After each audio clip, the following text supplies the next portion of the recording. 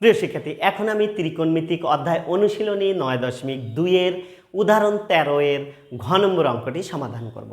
দেখো 13 ঘ নম্বর অঙ্কটিতে বলেছেন 1 minus tan square 60 degree divided 1 plus tan square 60 degree plus sine square 60 degree, এইটার আমাদের মান নির্ণয় করতে হবে। তাহলে দেখো উদাহরণ 13, এইটা হলো ঘ। তাহলে আমাদের আছে কি 1 minus tan square 60 degree divided 1 plus tan square 60 degree plus sine square 60 degree. এইটা আমাদের মানটা বের করতে হবে।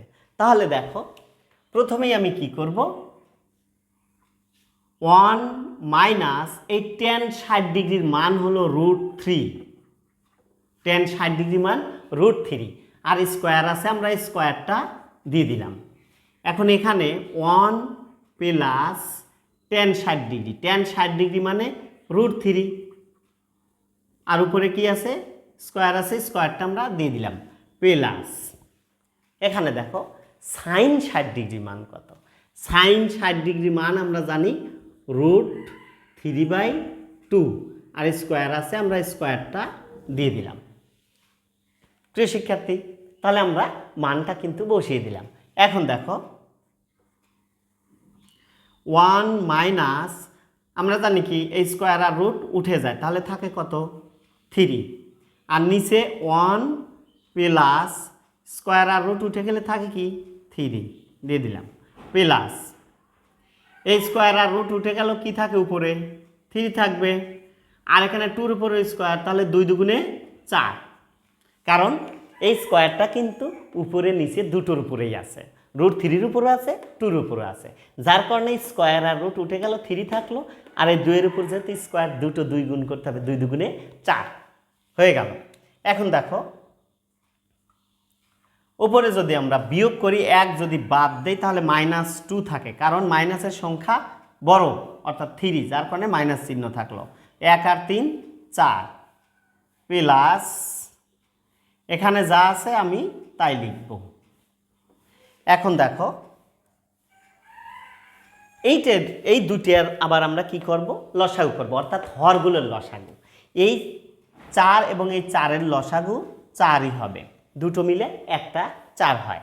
এখন এই 4 দ্বারা আমরা কি করব, এই 4কে ভাগ দিব, অর্থাৎ হর দ্বারা এই লসাগুকে আমরা ভাগ দেব। ভাগ দিলে কত হবে 1 হয়, 4কে 4 দ্বারা ভাগ দিলে 1 হয়, 1 গিয়ে উপরেরটার সাথে গুণ হবে, অর্থাৎ -2 হককে 2 প্লাস এবার আমরা এই হর এই 4 দ্বারা এই লসাগুর 4কে আমরা ভাগ দিয়ে দেব। ভাগ দিলে 1 হবে, সেই 1 গিয়ে এই 3-র সাথে গুণ হবে, তাহলে 3 হককে 3।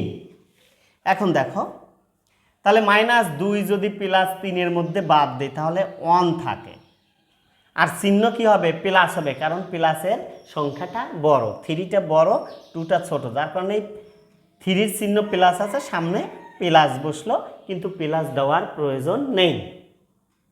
আর এখানে 4ই থাকবে, কারণ প্লাস দেওয়ার প্রয়োজন নেই, এই কারণে কোনো চিহ্ন না থাকা মানেই সেটা আমরা প্লাস বুঝবো।